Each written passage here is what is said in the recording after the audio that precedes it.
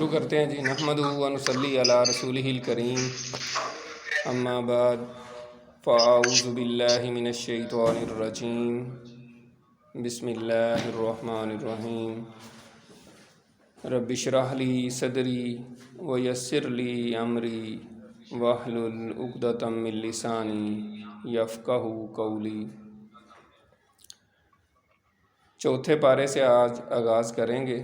4 سپارے آج ہم مطالعہ کریں گے.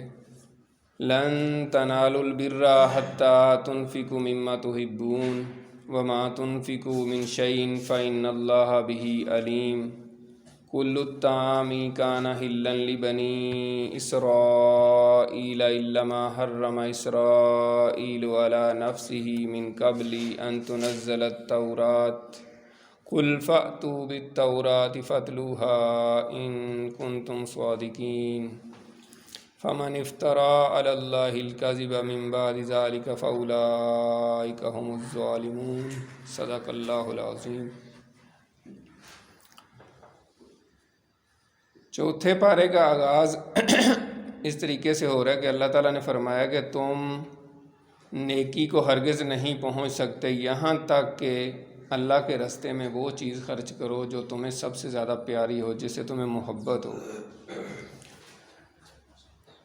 یعنی جو آپ کو جس چیز سے محبت ہے، جو زیادہ پیاری ہے، جب تک وہ اللہ کے راستے میں خرچ نہیں کریں گے آپ نیکی کی انتہا کو نہیں پہنچ سکتے، مطلوب کو نہیں پہنچ سکتے. مفسرین نے کہا ہے کہ مطلوب کو نہیں پہنچ سکتے. اس کا کیا مطلب ہے کہ اللہ تعالیٰ کا قرب حاصل کرنا، اللہ کی محبت حاصل کرنا. یعنی لا مطلوب الا اللہ، اللہ کے سوا کچھ بھی مطلوب نہیں ہے. لا مقصود الا اللہ.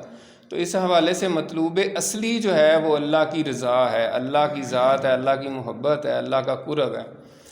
تو وہ تب تک نہیں حاصل ہو سکتا جب تک آپ اپنے محبوب چیز اللہ کے راستے میں نہیں خرچ کریں گے. تو اس حوالے سے روایات میں آتا ہے کہ حضرت ابو طلحہ انصاری رضی اللہ تعالیٰ عنہ جب انہوں نے یہ آیت جب اتری، جب انہوں نے سنی، تو انہوں نے اپنا سب سے قیمتی ترین جو باغ تھا وہ اللہ کے راستے میں خرچ کر دیا. یہاں پہ ایک اور نقطہ جو ہے وہ بڑا اہم ہے کہ سب سے اہم، سب سے قیمتی چیز، سب سے پسندیدہ جس سے محبت وہ اللہ کے راستے میں خرچ کی جائے، یعنی قربانی کی جائے. تو اس حوالے سے ایک نقطہ بڑا اہم ہے، وہ یہ ہے کہ اللہ تعالیٰ قربانی کا مطالبہ کرتا ہے لیکن قربانی لیتا نہیں ہے. یہ بڑا ہی اہم نقطہ ہے اور بڑا اس میں بڑا فلسفیکل پوائنٹ ہے یہ. یعنی اللہ تعالیٰ آپ سے قربانی مانگتا ہے کہ قربانی دو، لیکن لیتا نہیں ہے. اور اس کی واضح اور تاریخ ساز مثال جو ہے حضرت ابراہیم علیہ السلام کی ہے کہ اللہ تعالیٰ نے ان کو کہا کہ آپ بیٹا اپنا قربان کریں. بار بار خواب آ کے، اور نبی کا خواب جو ہے وہ کیا ہوتا ہے؟ وہی ہوتا ہے، سچا ہوتا ہے، اور اسی طرح کرنا ہوتا ہے انہوں نے. تو انہوں نے جب اللہ کے راہ میں اپنے بیٹے کو لٹا کے جب چھری پھیر دیا، اپنی طرف سے 100% انہوں نے کام کر دیا، تو پھر اللہ تعالیٰ نے کہا بس اتنا ہی میں چاہ رہا تھا، میں نے ٹیسٹ ہی کرنا تھا. تو اللہ تعالیٰ اپنے نبیوں کو، نیک لوگوں کو چیک کرتا ہے کہ یہ کہاں کھڑا ہے، یہ میرے لیے کیا کر سکتا ہے. تو اسی وجہ سے یہاں پہ سٹارٹ ہو رہا ہے کہ تم نیکی کی انتہا کو نہیں پہنچ سکتے. نیکی کی جو اصل ہے، یعنی اللہ تعالیٰ کی ذات، اللہ تعالیٰ کی محبت، اللہ کا قرب، جب تک تم جن چیزوں سے محبت کرتے ہو ان کو سرنڈر نہ کر دو اللہ کے حضور. یعنی جس چیز سے بہت محبت ہے، اور آپ کو اسی طرح حضرت یوسف علیہ السلام کا واقعہ جو ہے نا اس میں آتا ہے. حضرت یعقوب علیہ السلام رو رو کے اپنا برا حال انہوں نے کر لیا، لیکن ان کو یہ میسج گیا کہ جب تک آپ یوسف کو علیہ السلام کو سرنڈر نہیں کر دیتے کہ ٹھیک ہے یا اللہ تیرے سپرد جو ہوا ہے تو ہی جانتا ہے، تو پھر جا کے ان کی یہ بات اللہ تعالیٰ نے پھر ان کو واپس بلا لیا ان کے پاس، ورنہ وہ رو ہی رہے تھے. یعنی وہ اپنے محبوب کو چھوڑ نہیں رہے تھے اصل میں. جب انہوں نے کہا کہ ٹھیک ہے یا اللہ وہ بھی تیرا ہی بندہ تھا تو ٹھیک ہے، اب جو تجھے منظور ہے، یعنی انہوں نے رونا دھونا، انہوں نے خود احساس ہوا کہ یار میں کیا کر رہا ہوں یہ. تو پھر اللہ تعالیٰ نے کہا کہ بس اتنی سی بات تھی. تو یہاں پہ یہ بڑا اہم نقطہ ہے. تو یہاں سے ہم چوتھے سپارے کا آج ہم آغاز کرتے ہیں کہ اللہ کے راستے میں اپنی محبوب چیزوں کو خرچ کریں. اس سے پچھلے سپارے میں بھی اللہ کے راستے میں خرچ کرنے کا تذکرہ تھا. سورہ آل عمران میں چوتھا سپارہ ہم شروع کر رہے ہیں۔ سورہ آل عمران میں جن مضامین کو خاص اہمیت کے ساتھ بیان کیا گیا ہے ان میں انفاق فی سبیل اللہ کا مضمون بھی ہے، جیسے ہم نے پیچھے بھی پڑھا تھا۔ چوتھے پارہ کے آغاز میں اس مضمون کی مناسبت سے ایک اہم ہدایت دی گئی ہے، وہ یہ کہ نیکی کا کمال درجہ اس وقت تک حاصل نہیں ہو سکتا جب تک کہ اللہ کی راہ میں اپنی پسندیدہ چیزوں کو نہ لگایا جائے۔ مطلوب تک پہنچنے کے لیے محبوب کی قربانی اور ایثار ضروری ہے، اور اصلی محبوب حقیقی کون ہے؟ اللہ تعالیٰ کی ذات ہے۔ اس تک اگر کوئی بندہ پہنچنا چاہتا ہے اور چاہے کہ میں نہ تو مال خرچ کروں، نہ اپنی جان کو خرچ کروں، نہ اپنا وقت خرچ کروں، یعنی مجھے کچھ کرنا نہ پڑے لیکن میں اللہ کا محبوب بھی بن جاؤں، اللہ کا ولی بن جاؤں، اور میں جناب بہت ہی اللہ کا قرب حاصل کر لوں، تو یہ پھر مشکل ہے۔ یعنی اللہ کے جو محبوب لوگ تھے انہوں نے کیسی کیسی قربانیاں دی ہیں۔ جب انسان قربانی دیتا ہے تو اللہ تعالیٰ پھر اس کی قربانی کو قبول فرماتا ہے اور پھر اس کو وہ کچھ دیتا ہے۔ آج کی اس دنیا میں ہم دیکھتے ہیں، یہ تو قرآن مجید 1450 سال پہلے اترا ہے، آج اتنے دور گزرنے کے باوجود آپ دیکھیں کہ کوئی بھی انسان جو شریف النفس انسان ہے، جو ایک شریف انسان معاشرے میں سمجھا جاتا ہے، بندہ اس کے لیے قربانیاں دے، اس کے لیے ایفرٹ کرے، اس کی ہر پرابلم میں اس کے لیے بندہ نکل پڑے، یعنی اس کے لیے آپ نے بڑی قربانیاں دی ہوں، تو وہ غیرت مند اگر انسان ہے تو وہ آپ کی ضرور آپ کے ساتھ بھی پھر بہت اچھا کرے گا۔ یہ نہیں ہو سکتا کہ آپ اس کے لیے قربانیاں دیں اور وہ کہے جی مجھے تو پتہ ہی نہیں ہے، میں تو، ایسا نہیں ہوتا۔ یعنی ایک سمجھدار غیرت مند انسان جو اس کے لیے اگر قربانیاں دی جائیں تو وہ آپ کے لیے اس سے بھی بڑھ کر قربانیاں دینے کو تیار ہوتا ہے اور آپ کے لیے پھر بہت کچھ کرتا ہے، یعنی آپ کو پھر اپنا بنا لیتا ہے، کہتا ہے یار یہ میرا خاص بندہ ہے، اس نے بڑی قربانیاں دی ہیں۔ تو جب ایک عام انسان کا یہ حال ہے تو کیا اللہ تعالیٰ غیرت مند نہیں ہے؟ اللہ تعالیٰ سے بڑا کوئی غیرت مند ہے؟ تو آج کی دنیا میں بھی یہ بات اگر اپلائی ہوتی ہے تو اللہ تعالیٰ تو قادر المطلق ہے، تو اس کے لیے جو بندہ قربانیاں دے گا اللہ تعالیٰ پھر اس کو ایسا کچھ دیتا ہے کہ وہ پھر انسان کے وہم و گمان سے بھی اوپر ہوتا ہے۔ اس کے علاوہ اس میں جو مضامین آئے ہیں، سب سے پہلے تحویل قبلہ کے حوالے سے ذکر ہے۔ جب تحویل قبلہ کا حکم نازل ہونے کے بعد حضور اکرم صلی اللہ علیہ وسلم نے بیت المقدس کی بجائے کعبہ کو اپنا قبلہ ٹھہرا لیا تو اس پر اہل کتاب نے بڑا شور و غوغا کیا۔ وہ کہنے لگے کہ بیت المقدس کعبہ سے افضل ہے اور اسے زمین پر اللہ تعالیٰ کا پہلا گھر ہونے کا شرف حاصل ہے۔ تو اس کی تردید میں پھر اللہ تعالیٰ نے بیت الحرام کی خصوصیات بیان فرمائیں۔ پہلی یہ کہ اس روئے زمین پر کعبہ سب سے پہلی عبادت گاہ ہے، دوسری یہ کہ اس میں ایسی واضح نشانیاں پائی جاتی ہیں جو اس کے شرف اور فضیلت پر دلالت کرتی ہیں، جن میں مقام ابراہیم ہے، زمزم ہے، حتیم ہے۔ تیسری یہ کہ جو شخص حرم میں داخل ہو جائے اسے امن حاصل ہو جاتا ہے، اور یہ اسلام سے پہلے کی بھی بات ہے، یعنی حضور پاک صلی اللہ علیہ وسلم کے آنے سے پہلے ہی حرم میں جو بندہ داخل ہو جاتا تھا اس کو امن ہو جاتا تھا، یعنی اس کو کوئی بھی مار نہیں سکتا تھا۔ لیکن بہرحال جیسے ایک چیز منع کی جاتی ہے تو اس کے باوجود کوئی ظلم کر کے کر لے تو وہ ایک علیحدہ بات ہے، لیکن اصول یہی تھا۔ بہرحال اس حوالے سے بعض اہل اللہ کا جو ہے نا اس عمارت یعنی خانہ کعبہ کے حوالے سے جو انہوں نے قول ہے، انہوں نے فرمایا کہ پورے عالم میں کعبہ سے زیادہ شرف والی کوئی عمارت نہیں ہے، اس کی تعمیر کا حکم رب جلیل نے دیا، اس کا نقشہ حضرت جبرائیل علیہ السلام نے بنایا اور اس کے معمار حضرت خلیل تھے، اور اس میں مزدور کا کام حضرت اسماعیل نے کیا، اور یہ دنیا میں سب سے پہلی عبادت گاہ ہے اور اس کے لیے ہی مسلمانوں کو سفر کرنے کا حکم دیا گیا ہے۔ اس کے بعد ظاہر خانہ کعبہ کی اہمیت اور فضیلت بیان کرنے کے بعد حج کی فرضیت کا اللہ تعالیٰ نے بیان فرمایا ہے کہ جو شخص سفر وغیرہ کے اخراجات برداشت کر سکتا ہو اور وجوب حج کی دوسری شرائط بھی پائی جائیں تو اس پر فوراً حج کرنا فرض ہو جاتا ہے، بلا عذر تاخیر کرنے سے وہ گناہ گار ہوگا۔ اب یہ ایک چھوٹی سی بات ہم نے پڑھی ہے، اب یہ ہمارے دماغ میں بیٹھ جانی چاہیے۔ ہم کہتے ہیں نا قرآن مجید ہمیں سمجھ نہیں آتی، بعض لوگ کہتے ہیں ہم پڑھتے ہیں، یہی ہمارا مقصد ہے یہاں پہ آج بیٹھنے کا نا، کہ ہم قرآن مجید سے گو تھرو ہوں اور اللہ کی موٹے موٹے جو احکامات ہیں ان کو سمجھ لیں ایک دفعہ غور سے اور اس پہ عمل کرنے کی کوشش کریں۔ اب اللہ تعالیٰ کہہ رہے ہیں کہ جس کے اوپر یعنی جس کی استطاعت ہو، اس کے پاس اتنا مال ہو، پیسے ہوں، تو اس پہ حج فرض ہو جاتا ہے، پھر بلا عذر یعنی بغیر کسی وجہ کے تاخیر کرتے رہنا یہ گناہ ہے۔ اور حدیث میں آتا ہے کہ اگر کوئی بندہ استطاعت ہونے کے باوجود حج نہیں کرتا تو پھر ہمیں کوئی اس کی پرواہ نہیں ہے، وہ نصرانی ہو کے مرے یا یہودی ہو کے مرے، ٹھیک ہے نا. تو یہ چیزیں احساس ہم نے پیدا کرنا ہے. یہاں بیٹھنے کا مقصد کل بھی میں نے عرض کیا تھا، یہاں ہم جو یہ پروگرام کر رہے ہیں، یہ کر رہے ہیں نا، تو اس کا یہ مقصد نہیں ہے کہ ایک جناب کسی بندے کو تقریر کرنے کا شوق ہے آپ کے سامنے اور وہ بڑا اپنا تقریر کا فن کا مظاہرہ کرنا چاہ رہا ہے یا بولنے کا شوق ہے اور آپ کو خواہ مخواہ سے بلا کے آپ کا ٹائم ضائع کرنا ہے. مقصد یہ ہے کہ یہ اللہ تعالیٰ کی کتاب ہے. اللہ تعالیٰ نے اس کو معجزے کے طور پر، جیسے ہم نے کل فرمایا تھا، بتایا تھا کہ یہ زندہ معجزہ ہے قیامت تک کے لیے، پوری دنیا کو چیلنج ہے. اس میں اللہ تعالیٰ نے احکامات جو اپنے نازل فرمائے ہیں، ایک مسلمان پہ فرض ہے کہ جو اللہ تعالیٰ نے حکم دیا ان پہ عمل کرے اور جن سے منع کیا اس سے باز آ جائے. بس یہ سیدھی سی بات ہے، اور یہ ہمیں تبھی پتہ چلے گا جب ہم اس کو پڑھیں گے، سمجھ گئے. ویسے اگر ہم ثواب اکٹھا کرنے کے لیے پڑھتے رہیں گے، میں اس سے انکاری نہیں ہوں، کوئی بھی انکاری نہیں ہے کہ الف لام میم سے 30 نیکیاں ملتی ہیں اور جتنا پڑھیں گے نیکیاں ملیں گی، لیکن جب آپ سمجھ کے پڑھیں گے تو اس سے ہزاروں لاکھوں گنا زیادہ نیکیاں ملیں گی. یہ ہمیں کوئی نہیں بتاتا. یہ کل بھی میں نے حدیث بیان کی تھی، کتاب المسافرین، مسلم شریف میں حدیث ہے کہ تم میں سے کوئی اگر مسجد جائے اور 2 آیتیں سیکھے، اس کو ایسے جیسے 2 حاملہ اونٹنیاں انعام میں مل جائیں. 3 پڑھے گا 3، 4 پڑھے گا 4، جتنی پڑھے گا سمجھ کے، یعنی سیکھ لے کہ اللہ نے اس میں کیا فرمایا ہے. تو آج ایک حاملہ اونٹنی جو ہے نا وہ کس کے پراڈو گاڑی کے برابر ہو سکتی ہے اس زمانے کے حساب سے. تو اتنا آپ نے سمجھ لیں کہ صدقہ دیا ہے. تو یہ چیزوں کو ہمیں تھوڑا سا انڈرسٹینڈ کرنے کی بھی ضرورت ہے کہ دونوں میں فرق کیا ہے. کئی لوگوں سے بات کرتے ہیں کہ یار قرآن مجید سمجھ کے پڑھیں، ترجمے سے پڑھیں، وہ کہتے ہیں نہیں اتنی دیر میں تو میں 2 قرآن ختم کر لیتا ہوں. تو یہ قرآن مجید اللہ تعالیٰ نے صرف ویسے پڑھنے کے لیے نہیں بھیجا، یہ ہدایت کی کتاب ہے. اس میں اللہ تعالیٰ نے بتایا کیا کرنا ہے کیا نہیں کرنا.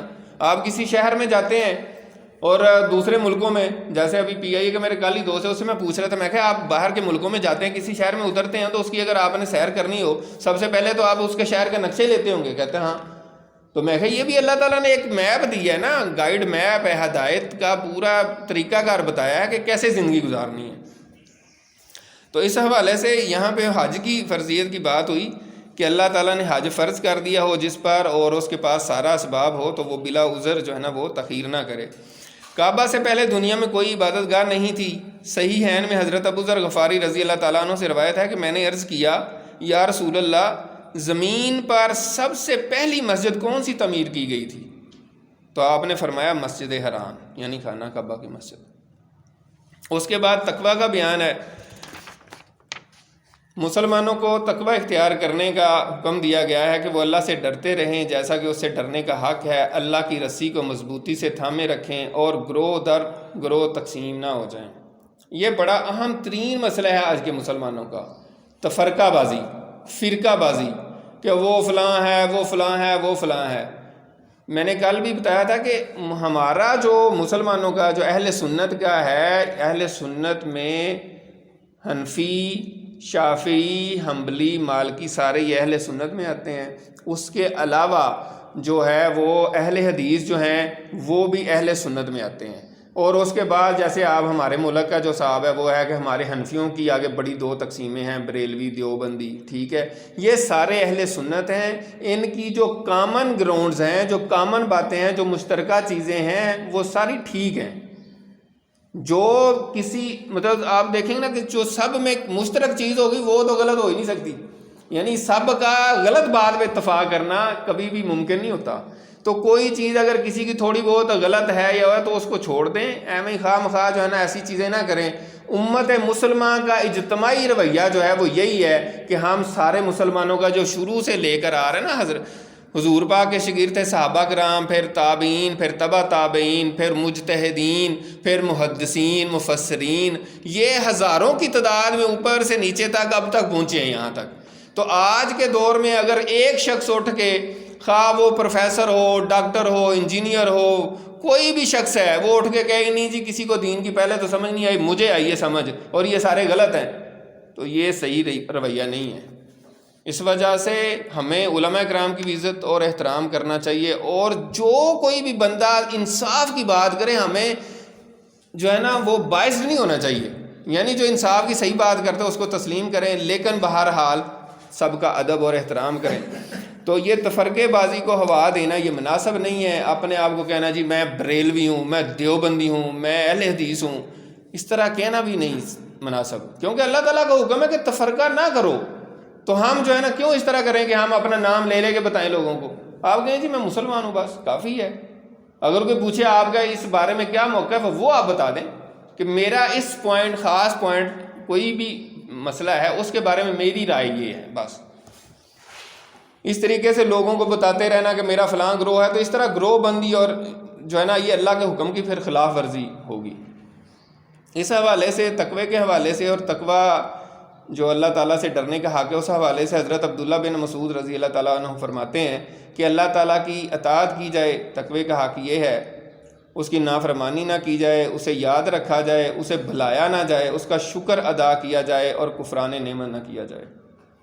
اور آپ دیکھتے ہیں کہ اللہ تعالیٰ نے قرآن مجید میں ایک اور جگہ بھی بتایا ہے اور فرمایا ہے کہ میرے بندوں میں بہت کم ہیں جو شکر گزار ہیں. اس کے بعد امت مسلمہ کی فضیلت بیان کی گئی ہے، اور امت مسلمہ کی فضیلت کس وجہ سے ہے کہ وہ ایمان لا کے امر بالمعروف اور نہی عن المنکر کرتی ہے، لوگوں کو دعوت و تبلیغ کرتی ہے. اس وجہ سے، اور یہ اس کا فریضہ بھی ہے امت مسلمہ کا، کیونکہ نبی تو کوئی آنا نہیں ہے، تو یہ امت مسلمہ کا فریضہ ہے. تو اس وجہ سے یہاں بیان کیا گیا کہ امت مسلمہ تمام امتوں سے افضل اور بہترین امت ہے، اور اس کے افضل ہونے کی 3 وجوہات ہیں. دوسری امتوں کے برعکس یہ ان تمام چیزوں پر ایمان رکھتی ہے جن پر ایمان رکھنے کا اللہ تعالیٰ نے حکم دیا ہے. علاوہ ازیں یہ امت امر بالمعروف اور نہی عن المنکر کا فریضہ سر انجام دیتی ہے. دعوت و تبلیغ اس کی فضیلت کا سبب ہی نہیں، اس کی دینی ذمہ داری اور مذہبی فریضہ بھی ہے. یعنی تبلیغ دین کرنا، لوگوں کو اللہ کی طرف لے کر آنا، یہ جو ہے نا یہ صرف فضیلت نہیں ہے، یہ ذمہ داری بھی ہے. اور یہاں پہ میں یہ بات کلیئر کرنا چاہوں گا کہ تبلیغ کا مطلب فقہی مسائل بیان کرنا نہیں ہوتا، یہ یاد رکھیے گا. تبلیغ صرف دین کی ہوتی ہے، اور دین کیا ہے؟ توحید، رسالت، آخرت. بس لوگوں کو بتانا کہ شرک کیا ہے، اس سے بچیں، شرک کی جتنی اقسام ہیں، توحید پہ لوگ آئیں اور آخرت کی فکر کریں. یعنی ہم نے مر کے اللہ کے حضور پیش ہونا ہے، اللہ نے پوچھنا ہے کیا کر کے آئے ہو. اور انبیاء آتے رہے ہیں، ان کو ماننا کہ ہر نبی ہے، جو بھی نبی ہے اس پہ ایمان لانا، اور ان کی جو تعلیمات ہیں اس پہ عمل کرنا. یہ تبلیغ ہے، یہ دین ہے. بس کچھ لوگ ظاہر ہے نہیں اتنی سمجھ رکھتے، ان کو وہ سمجھتے ہیں کہ تبلیغ دین کا مطلب فقہی مسائل اور اس طرح کے مسائل. وہ ہمارا بھی وہ نہیں ہے. ہمارا مقصد لوگوں کو فقہی مسائل بتانا نہیں ہے، ہمارا موقف ہی نہیں ہے. ہم یہ چاہتے ہیں کہ لوگوں کو دین کی طرف لایا جائے. جو فکری مسائل ہیں، جیسے ابھی تفرقہ بازی کی بات کی ہے، اتحاد کی بات کرنی چاہیے ہمیں، ٹھیک ہے، اور لوگوں کو اصل بنیاد جو ہے اس پہ لے کر آئے جس پہ سب کا اتفاق ہے. یعنی توحید، رسالت، آخرت پہ کوئی اختلاف نہیں ہے کسی کا بھی، تو اسی پہ سب کو لے کر آئیں. اسی پہ اگر سب کو لے کر آئے گا تو یہ کامیابی ہے. اور ایک بہت دور پار کی، نہ وہ فرض ہے، نہ وہ واجب ہے، نہ وہ سنت ہے، وہ مستحب لیول کی چیز بھی نہیں ہے، مباح لیول کی چیزوں پہ اختلافات پیدا کر کے اور بحث مباحثہ اور بہت لمبی بحثیں کر کے اس پہ لوگوں کو الجھا کے، تو یہ کوئی دین کی خدمت نہیں ہے. لوگوں کو کامن گراؤنڈز پہ لے کر آنا اور ان کے اندر اتفاق کرنا جو ہے، اتفاق پیدا کرنا، یہ بہت اہم ہے. تو اس وجہ سے یہاں یہی بیان کیا گیا کہ یہ دینی ذمہ داری ہے. حضرت عمر کا قول ہے، جس کا دل چاہتا ہے کہ اس کا شمار اس امت مسلمہ میں ہو، اسے چاہیے کہ وہ اس بارے میں اللہ کی شرط کو پورا کرے. آپ کا اشارہ اسی آیت کریمہ کی طرف ہے، یعنی امر بالمعروف کرے اور نہی عن المنکر کرے. جب تک امت میں یہ 3 خصوصیات موجود رہیں گی، وہ فضیلت اور اللہ کی خصوصی عنایت کی حقدار رہے گی. اور اگر خدا نہ خواستہ امت کا کوئی گروہ یا فرد ان 3 اوصاف سے محروم ہو گیا تو وہ فضیلت کا حقدار نہیں رہے گا. یہ ہمارے لیے لمحہ فکریہ ہے. ہم غور کریں ہم یہ کام کر رہے ہیں کہ نہیں. یعنی ہم سب کو جہاں تک ہو سکے، جہاں آپ سمجھتے ہیں کہ میں کر سکتا ہوں، جہاں تک آپ کی اپروچ ہے، اختیار ہے، ہم سب کو اچھے کام کا بتانا اور برے کاموں سے منع کرنا ہم پہ فرض ہے. یعنی جیسے کہا گیا نا کہ ہر ایک کی رعیت ہے، تو ہم اپنے گھر میں تو یہ کر سکتے ہیں نا. جہاں تک آپ کا اثر اور یہ نہیں ہے کہ آپ اٹھ کے مارکیٹ میں کوئی ایسا کام کریں تو اس سے فتنہ پیدا ہو جائے، اگر لڑائی جھگڑ، یہ نہیں کہا جا رہا. یعنی وہ کرے گا جس کا وہاں اختیار ہے، جو کر سکتا ہے. ورنہ یہ ہے کہ آپ مشہور بات ہے کہ برائی کو ہاتھ سے روکیں، ہاتھ سے نہیں روک سکے، آپ سمجھتے ہیں کہ ہاتھ سے روکا گے تو مسئلہ ہوگا، تو زبان سے کہہ دیں پیار سے بیٹا یہ مناسب بات نہیں ہے، اس طرح نہ کرو، یہ تو اچھی بات نہیں ہے، بڑے اچھے اخلاق سے، بڑے پیار سے۔ اگر وہ بھی نہیں آپ کر سکتے، آپ سمجھتے ہیں کہ اس طرح بھی آج کل کی نوجوان نسل جو ہے نا بھڑک نہ اٹھے، تو پھر آپ دل میں برا جانیں، اور یہ ایمان کا کم تر درجہ ہے۔ اس کے بعد آپ صلی اللہ علیہ وسلم کی تنبیہ کا ذکر کیا گیا ہے۔ حضور اکرم صلی اللہ علیہ وسلم کا فرمان ہے، اس ذات کی قسم جس کے قبضے میں میری جان ہے، تم نیکی کا حکم دیتے رہو اور برائی سے روکتے رہو، ورنہ ممکن ہے کہ اللہ تعالیٰ تمہارے اوپر اپنا عذاب مسلط کر دے، پھر تم اس سے دعائیں مانگو گے مگر دعائیں قبول نہیں ہوں گی۔ یہ ترمذی اور ابن ماجہ کی حدیث ہے، یعنی اگر آپ یہ کام چھوڑ دیں گے نا، پھر دعائیں کریں گے، دعائیں قبول نہیں ہوں گی۔ اس کے بعد منافقین اور کفار سے دوستی کے حوالے سے بیان ہے۔ منافقین اور کفار سے قلبی دوستی لگانے سے منع کیا گیا ہے، اور اس کے 4 اسباب بتائے گئے ہیں کہ ان سے دوستی کیوں نہیں لگانی چاہیے۔ نمبر 1، پہلا یہ ہے کہ وہ تمہیں نقصان پہنچانے میں کوئی کوتاہی نہیں کرتے۔ نمبر 2، دوسرا یہ ہے کہ وہ دل سے چاہتے ہیں کہ تمہیں دین اور دنیا کے اعتبار سے مصیبت اور پریشانی لاحق ہو۔ تیسرا یہ کہ ان کے چہرے اور ان کی باتوں سے تمہارے لیے بغض و عداوت ظاہر ہوتا ہے۔ اور چوتھا یہ کہ ان کے دلوں میں جو بغض اور حسد پوشیدہ ہے وہ ان کی علانیہ باتوں سے کہیں زیادہ سخت ہے۔ اور اس کی واضح مثال مجھے آج تک یاد ہے، جب بش نے جب حملہ کرنا تھا تو اس نے سلیبی کا لفظ استعمال کیا تھا، جو اس کو انگلش میں کیا کہتے ہیں، کروسیڈ کا اس نے لفظ استعمال کیا تھا۔ تو یہ اب اس کے منہ سے نکلی، پھر اس نے اس کی تردید بھی کر دی، نہیں میرا یہ مطلب نہیں تھا، وہ نہیں تھا۔ تو اس وقت مجھے یہ آیت بڑی کلک کی، مجھے اچھی طرح یاد ہے، اس وقت مجھے یہ آیت جو ہے نا بڑی کلک کی کہ ان کے منہوں سے جو بات نکل آئی ہے نا وہ تو کچھ بھی نہیں ہے، ان کے دلوں میں جو بھرا پڑا ہے نا وہ کہیں زیادہ ہے۔ اور آج ہم بڑے یورپ کے اور اس کے بڑے فین بنتے ہیں اور کہتے ہیں نہیں جی وہ تو بڑے تہذیبی یافتہ اور بڑے وہ ہیں، تو ان کے دلوں میں اس سے بھی زیادہ ہمارے خلاف ہے۔ تو یہاں پہ یہی بات بتا کے نا یہ سارا معاملہ بتایا گیا ہے۔ اس کے بعد غزوہ بدر کا سرسری سا جو ہے نا تذکرہ کیا گیا ہے، یہاں زیادہ تفصیل سے غزوہ احد کا بیان آئے گا۔ منافقوں کو رازدار اور دلی دوست بنانے سے منع کرنے کے بعد غزوہ بدر کا ذکر ہے، جسے تمام اسلامی غزوات کا تاج ہونے کا شرف حاصل ہے۔ اس غزوہ کے شرکاء نے جہاں خود جرت اور بہادری کی انوکھی مثالیں قائم کیں، وہیں انہوں نے اللہ تعالیٰ کی قدرت اور غیبی مدد کے مظاہر اپنی آنکھوں سے دیکھے۔ مسلمانوں کی تعداد بہت تھوڑی تھی، اسلحہ بھی نہ ہونے کے برابر تھا۔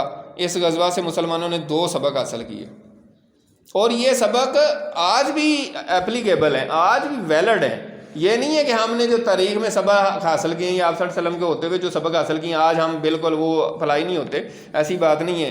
تو اس میں پہلا سبق یہ تھا، پہلا یہ کہ جنگ میں فتح صرف اسلحہ کی کثرت اور افرادی قوت کی بنا پر حاصل نہیں ہو سکتی، بلکہ اس کی بنیادی شرط ایمان و یقین، اتباع اور استقامت ہے۔ یعنی اگر جنگ میں جنگ جیتنی ہے تو اسلحے کی بنیاد پہ جنگ نہیں جیتی جا سکتی، جذبہ ہونا چاہیے، ایمان ہونا چاہیے، بندے کے اندر مضبوطی ہونی چاہیے، پھر تھوڑے سے لوگ بھی غالب آ جاتے ہیں۔ جو اگر 1 لاکھ ہوں اور سارے ڈرپوک ہوں، دلوں سے کانپ رہے ہوں، ان کے سامنے 10 لوگ بھی ہوں تو وہ ڈر کے بھاگ جائیں گے، انہوں نے کیا کرنا ہے۔ اور ایسا ہی ہوا ہے، ہم نے جو روم اور ایران کی سلطنتوں کو الٹ دیا مسلمانوں نے، تو ایسے ہی ہوا ہے۔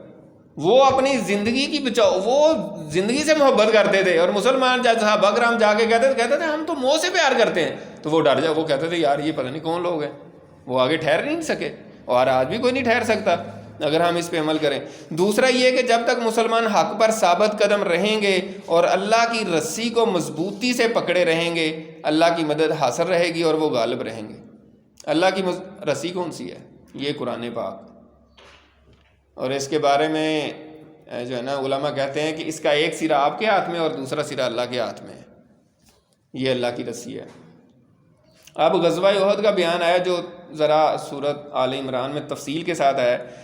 غزوہ بدر کا ذکر سورہ آل عمران میں محض حوالے کے طور پر آیا ہے، ورنہ اصل میں یہاں غزوہ احد کا ذکر مقصود ہے، جو کہ 55 آیات میں مکمل ہوا۔ ان آیات میں شکست کے اسباب اور حکمتیں بیان کی گئی ہیں، تنبیہ بھی ہے، فہمائش بھی، تنقید بھی ہے اور تعریف بھی۔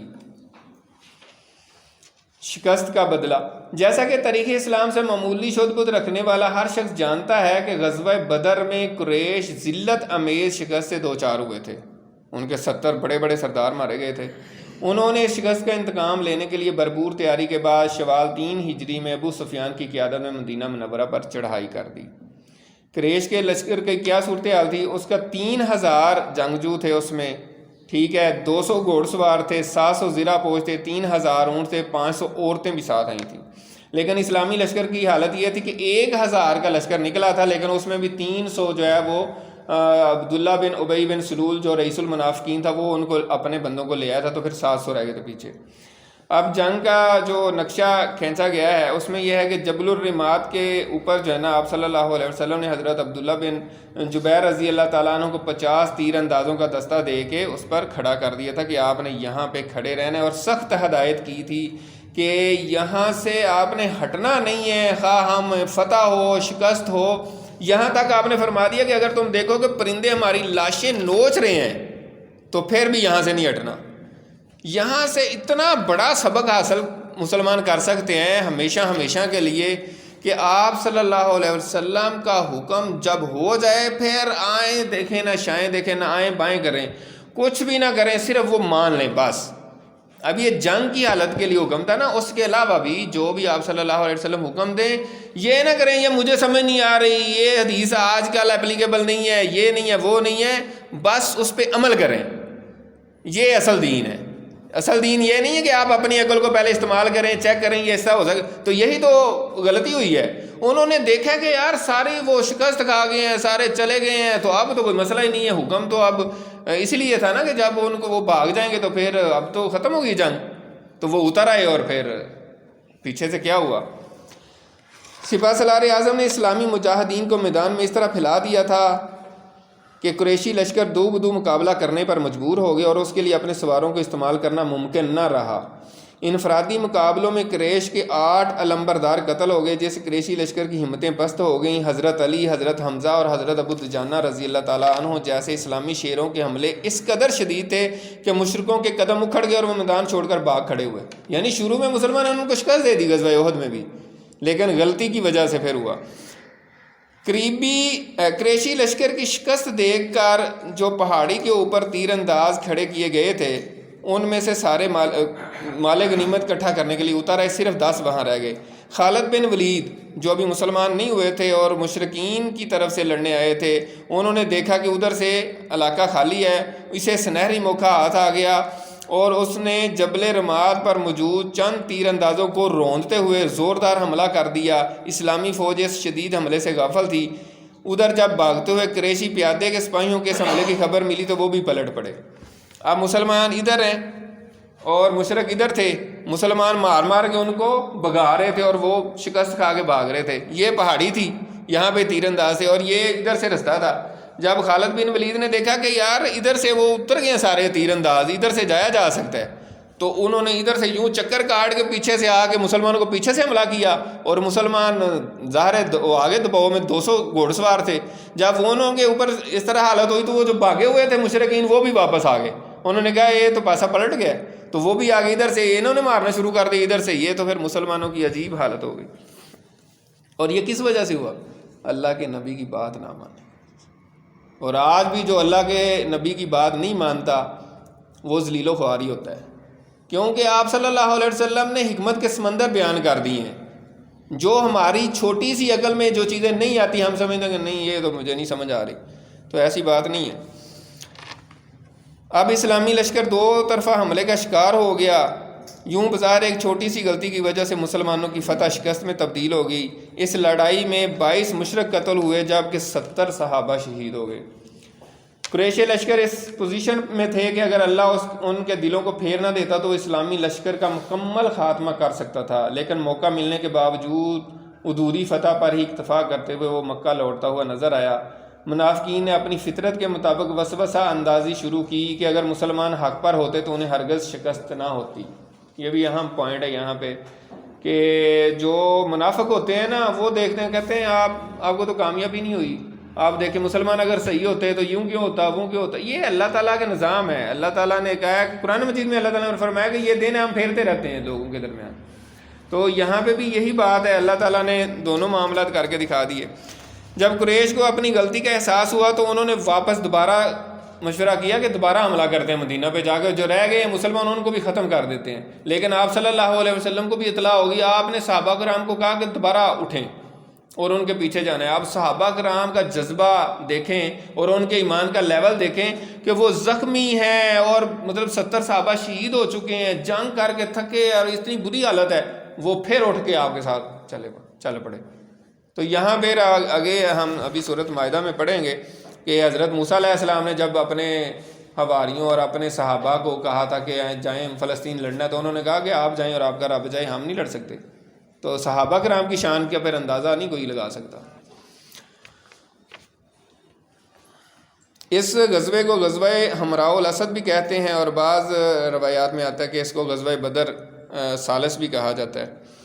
اس کے بعد اہل ایمان کا تذکرہ ہے کہ سورہ آل عمران کے آخری رکوع میں ان اہل ایمان کا ذکر ہے جو ہر حال میں اللہ تعالیٰ کو یاد کرتے ہیں، ارض و سما کی تخلیق کے بارے میں غور و فکر کرتے ہیں اور اپنے پروردگار سے دعائیں کرتے ہیں۔ اس کے بعد فلاح کے یعنی کامیابی کے 4 اصول بیان کیے گئے ہیں: صبر، مصابرہ، مرابطہ اور تقویٰ۔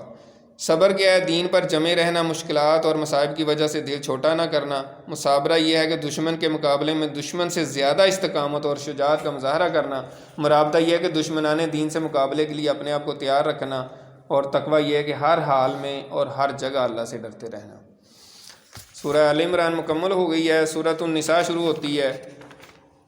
سورۃ النساء جو ہے یہ مدنی صورت ہے، اور اس میں جو ہے 176 آیات اور 24 رکوع ہیں۔ اس کا نام اس وجہ سے نساء رکھا گیا کہ اس میں عورتوں کے مسائل بیان کیے گئے ہیں۔ شروع میں یتیموں کے اموال کے حوالے سے مضمون ہے۔ یتیموں کے اموال ان کے حوالے کر دیے جائیں اور انہیں ہتھیانے یا ان کو جان بوجھ کر ردی مال کے ساتھ بدلنے کی کوشش نہ کی جائے۔ یہ حکم یتیم بچوں کے بارے میں بھی ہے اور یتیم بچیوں کے بارے میں بھی۔ اس کے بعد نکاح کا بیان ہے کہ 4 عورتوں کے ساتھ نکاح کرنے کی اجازت ہے، مگر شرط یہ ہے کہ شوہر ان کے حقوق ادا کرنے کی سخت رکھتا ہو، ان کے درمیان عدل و انصاف بھی ملحوظ رکھے۔ اگر ایسا نہیں کر سکتا تو پھر ایک ہی بیوی کافی ہے۔ یعنی یہ نہیں ہے کہ وہ زیادہ کر لے اور پھر ایک کو معلق چھوڑ دے، جیسے کہ پہلے ہوتا تھا۔ دور جاہلیت میں یہ ہوتا تھا کہ ایک بندہ 10 شادیاں کر لیتا تھا، 10 سے بھی زیادہ کر لیتا تھا، کوئی لمٹ نہیں تھی، اور پھر کسی کو بالکل چھوڑ دیا، نہ اس کو نان نفقہ دیا، نہ اس کے ساتھ ازدواجی تعلق قائم کیا، تو وہ بیچاری ایک زندہ شوہر والی جو ہے نا بیوہ بن جاتی تھی۔ یعنی شوہر تو ہے لیکن وہ بیوہ ہے ایک طرح سے۔ تو اسلام نے اس کو منع کیا ہے، لیکن یورپ کی لعنتی تہذیب جو پوری دنیا کو اپنے رنگ میں رنگنا چاہتی ہے، وہ قانونی اعتبار سے تو ایک عورت سے زیادہ عورتوں سے تعلق رکھنے کو جائز قرار نہیں دیتی۔ وہ کہتے ہیں جی شادی ایک ہی کرنی ہے، البتہ غیر قانونی طور پر جتنی بھی عورتوں سے تعلق قائم کر لیا جائے اس پر کوئی ان کو قدغن نہیں ہے، کوئی افسوس نہیں ہے۔ اس افسوسناک حقیقت کا اعتراف کیسے کیا جائے کہ بہت سے نام نہاد مسلمان بھی ذہنی طور پر اس لعنتی تہذیب کے ہم نوا دکھائی دیتے ہیں۔ یعنی وہ کہتے ہیں نہیں جی وہ یورپ والے تو بڑی ترقی کر گئے ہیں، ہم نے ترقی نہیں کی، اگر ہم نے ترقی کرنی ہے تو ویسے ہی ہمیں بھی کرنا پڑے گا، اللہ تعالیٰ معاف کرے۔ اس کے بعد عورتوں کو میراث دینے کے حوالے سے بیان ہے کہ اسلام نے عورتوں کو میراث دی ہے۔ اس سے پہلے عرب جاہلیت میں بھی یہ تھا، وہ کہتے تھے کہ عورت کو ہم کیوں وراثت بنائیں، وراثت کا حصہ دیں، نہ یہ گھوڑے پہ بیٹھتی ہے، یہ نہ تلوار اٹھاتی ہے، اور اس کو ہم وراثت کیوں دیں۔ تو یہ جو تہذیب یافتہ بنے بیٹھے ہیں یورپ کے لوگ جو ہے نا، یہ کل کی بات ہے، 1950 تک بھی یہ عورتوں کو انسان بھی نہیں سمجھتے تھے، ٹھیک ہے، اور آج یہ دنیا کو کہتے ہیں جی عورت کے حقوق، عورت کے حقوق، تو یہ وراثت میں کوئی حصہ نہیں دیتے تھے پہلے۔ ظلم کا خاتمہ، اسلام نے اس ظلم کا خاتمہ کیا، بچوں اور خواتین کو بھی وراثت کا حق دیا۔ اس کے بعد محرمات کا بیان ہے کہ کن عورتوں سے نکاح نہیں کیا جا سکتا، وہ قرابت کی وجہ سے ہو، نسب کی وجہ سے ہو، یا سسرالی رشتے کی وجہ سے۔ تو یہ ہمارا پارہ مکمل ہو گیا چوتھا۔ اللہ تعالیٰ سے دعا ہے کہ ہم نے جو پڑھا اس پر عمل کرنے کی توفیق عطا فرمائے۔